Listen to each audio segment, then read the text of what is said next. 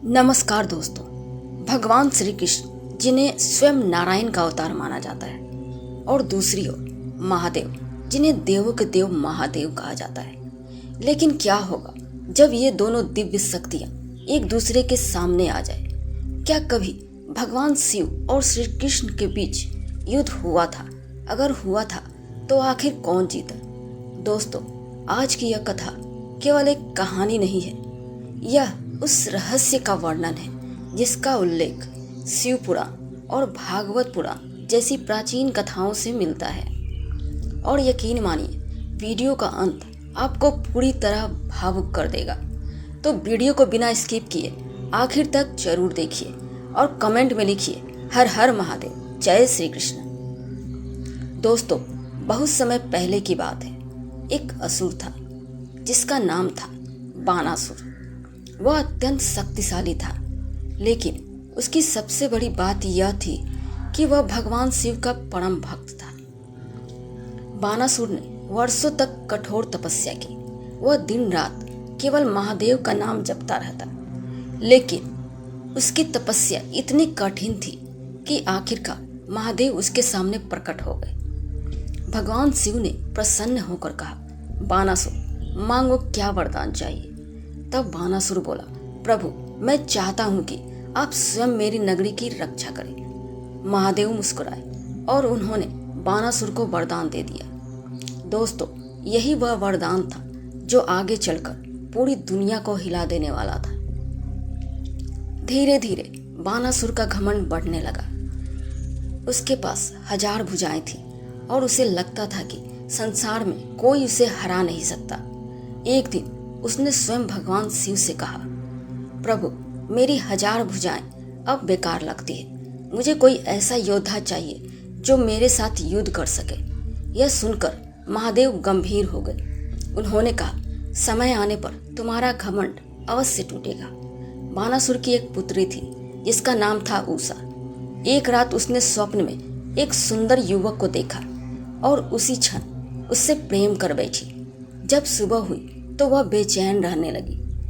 तब उसकी सखी चित्रलेखा ने पूछा, राजकुमारी, आप किसके बारे में सोच रही हैं? उषा ने कहा, मैंने स्वप्न में जिस युवक को देखा, मैं उसी से विवाह करूंगी। चित्रलेखा एक दिव्य शक्ति जानती थी। उसने ध्यान लगाकर उस युवक को पहचान लिया। वह युवक कोई और नहीं बल्कि भगवान श्री कृष्ण के पौत्र अनिरुद्ध थे।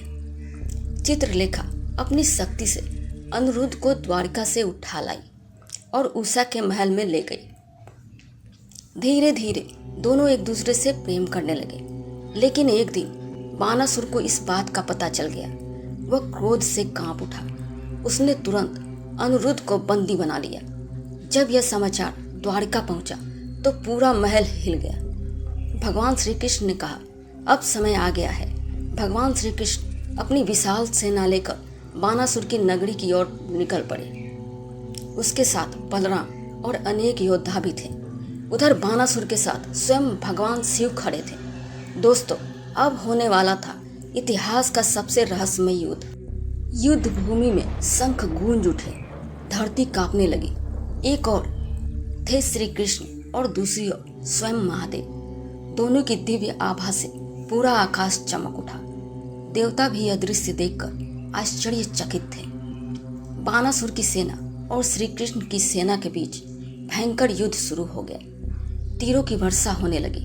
आकाश अग्नि से भर गया। तभी भगवान शिव ने अपना त्रिशूल उठाया और श्री कृष्ण ने सुदर्शन चक्र। दोस्तों, उस क्षण ऐसा लग रहा था मानो पूरा ब्रह्मांड 2 भागों में बंट गया हो। लेकिन दोस्तों, यही इस कथा का सबसे बड़ा रहस्य छिपा है।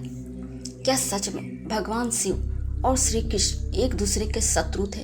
नहीं, पुराणों में कहा गया है कि शिव और कृष्ण अलग नहीं हैं। दोनों एक ही परम शक्ति के अलग अलग रूप हैं। एक संहार का प्रतीक है तो दूसरा पालन का। युद्ध के दौरान श्री कृष्ण ने बानासुर की 1000 भुजाएं काट दी। उसका घमंड टूट चुका था। तभी भगवान शिव आगे आए और बोले, प्रभु, यह मेरा भक्त है, इसे जीवन दान दे दीजिए। श्री कृष्ण मुस्कुराए और उन्होंने बानासुर को क्षमा कर दिया। दोस्तों, यही इस कथा की सबसे बड़ी सीख है।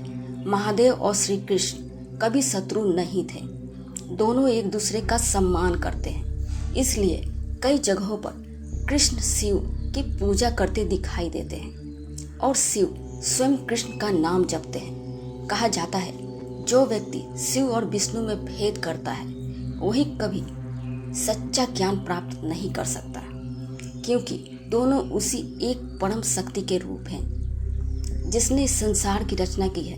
तो दोस्तों, अब आप समझ ही गए होंगे कि महादेव और श्री कृष्ण का यह युद्ध वास्तव में अहंकार और धर्म का युद्ध था। अगर आपको यह रहस्यमयी कथा पसंद आई हो तो वीडियो को लाइक जरूर करें और चैनल को सब्सक्राइब करना ना भूलें और कमेंट बॉक्स में हर हर महादेव और जय श्री कृष्ण राधे लिखना ना भूलें।